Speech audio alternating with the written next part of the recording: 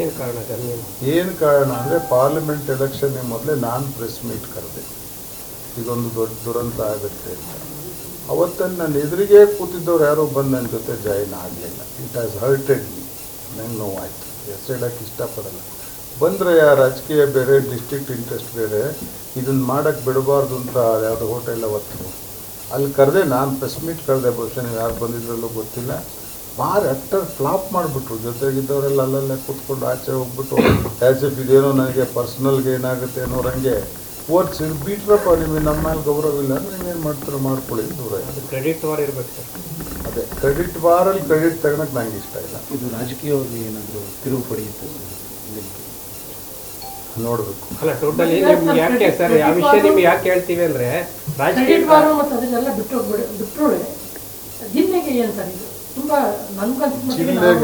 ಜಿಲ್ಲೆಗೆ ಅನ್ಯಾಯ ಆಗೋದು ಗ್ಯಾರಂಟಿ. ಯಾಕೆ ಅಂದರೆ ಜಿಲ್ಲೆನಲ್ಲಿ ನಾವೇನು 3.7 lakh ಏಕರ್ಸ್ಗೆ ನೀರು ಕೊಡ್ತೀವಿ, ಡೈರೆಕ್ಟ್ ವಾಟರ್ ಕೊಡ್ತೀವಿ, ಡಿಸ್ಟ್ರಿಬ್ಯೂಟರ್ಸ್ ಮಾಡಿಕೊಡ್ತೀವಿ ಅಂತ ಇವತ್ತವರೆಗೂ 10 ಎಕರೆಗೂ ನಾವು ನೀರು ಕೊಟ್ಟಿಲ್ಲ. ಇವತ್ತವರೆಗೂ ನಾವು ಕಮಾಂಡ್ ಏನು ತೋರಿಸ್ಕೊಂಬಂದಿದ್ದೀವಿ, ಕೆರೆಗಳಿಗೆ ನೀರು ಬಿಟ್ಬಿಟ್ಟು ಆ ಕೆರೆಗೆ ಅಟ್ಯಾಚ್ ಆಗಿದ್ದು ಅಚ್ಚುಕಟ್ಟು ಅಂತ ತೋರಿಸಿದ್ದೀವಿ. ಈ ಸ್ಕೀಮ್ ಮಾಡಿದ್ದು ಡ್ರಾಟ್ ಪ್ರೋನ್ ಏರಿಯಾ ಪ್ರೋಗ್ರಾಮ್ ಅಂತ. ಎಲ್ಲಿ ದಟ್ಟವಾದ ಡ್ರಾಟ್ ಇತ್ತು, ಗುಬ್ಬಿ, ತುರುವೇಕೆರೆ ಆ ಭಾಗದಲ್ಲಿ, ಅವ್ರಿಗೆ ನೀರು ಉಣಿಸ್ಬೇಕು ಅಂತ 5 ಲಕ್ಷ ಎಕರೆಗೆ ನೀರು ಕೊಡಬೇಕು ಒಂದು ಸೀಸನ್ನಲ್ಲಿ ಸೆಮಿ ಡ್ರೈ ಕ್ರಾಪ್ಗೆ ಅಂತ ಸ್ಕೀಮ್ ಮಾಡಿದ್ದು. ಪುಣ್ಯಾತ್ಮ ನಿಜಲಿಂಗಪ್ಪ, ಯಶೋಧರ ದಾಸಪ್ಪನವ್ರ ಕಾಲದಲ್ಲಿ ಆಲೋಚನೆ ಮಾಡಿ ಅಪ್ರೈಸ್ ಮಾಡಿದ್ದು. ಯಾಕೆಂದರೆ ಸಿವಿಯರ್ ಡ್ರಾಟ್ 1904, 1905 ಇಡೀ ರಾಜ್ಯದಲ್ಲಿ ವರ್ಸ್ಟ್ ಇಟ್ ವಾಸ್ ಗುಬ್ಬಿ ತಾಲೂಕು, ಸಿರಾ ತಾಲೂಕು. ಯೋಜನೆ ವೈಜ್ಞಾನಿಕವಾಗಿಲ್ಲ ಸರ್.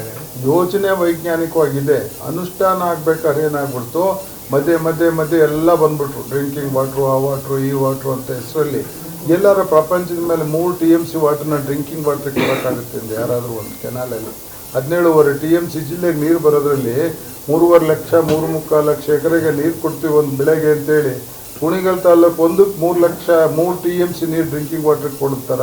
1 TMC ಇತ್ತು. ಇವತ್ತವರೆಗೆ Kunigal has never faced drought. ಹೋರಾಟಗಾರರು ಹೇಳ್ತಿರೋದು ಇದು ವೈಜ್ಞಾನಿಕವಾಗಿಲ್ಲ ಯೋಜನೆ ಅಂತ. ಯಾವ ಯೋಜನೆ? ಹೇಮಾವತಿ ಯೋಜನೆ ಹೆಬ್ಬೂರಿಗೆ ಬಾರಿಯಿಂದ ನಾಗೋಲಿಗೇನು ಎಂಡಾಗಬೇಕಾಗಿತ್ತು, ವೈಜ್ಞಾನಿಕವಾಗಿ ಅವತ್ತು ಡ್ರಾಟ್ ಇರೋ ಏರಿಯಾನ ಗುರ್ಸೇ ಮಾಡಿದ್ರು. ರಾಜಕೀಯವಾಗಿ ಶಕ್ತಿಗಳು ಜಾಸ್ತಿ ಆದಂಗೆ ಯಾರ್ಯಾರು ಇದೊಂಥರ ಎಲಾಸ್ಟಿಕ್ಕು ನಾಯಿಬಾಲದಂಗೆ ಎಳ್ಕೊಂಡು ಹೋಗ್ಬಿಟ್ಟು ಈಗ ಮಾಗಡಿವರೆಗೂ ಎಳ್ಕೊಂಡು ಹೋದಾಗ ವೈಜ್ಞಾನಿಕವಾಗಿಲ್ಲ, ಈ ಕಡೆ ಎಲ್ಲೋ ಎಳ್ಕೊಂಡು ಹೋದಾಗ ವೈಜ್ಞಾನಿಕವಾಗಿಲ್ಲ. In the name of drinking water ಇಷ್ಟೊಂದು ವಾಟರ್ ಕನ್ಸ್ಯೂಮ್ ಮಾಡೋಕ್ಕೆ ಯಾರೂ ಅವಕಾಶ ಕೊಡೋದಿಲ್ಲ, ಕೊಡಬಾರ್ದಾಗಿ. ಡ್ರಿಂಕಿಂಗ್ ವಾಟ್ರಿಗೆ 3 TMC ಕುಣಿಗಲ್ಗಂದರೆ ಯಾರು ಒಬ್ಬರು ಯಾಕೆ ಏನು ಡ್ರಿಂಕಿಂಗ್ ಎಷ್ಟು ಕುಡಿಬೋದು? ಡ್ರಿಂಕಿಂಗ್ ವಾಟ್ರ್ ಹೆಂಗೆ ಕೊಡ್ತೀವಪ್ಪ?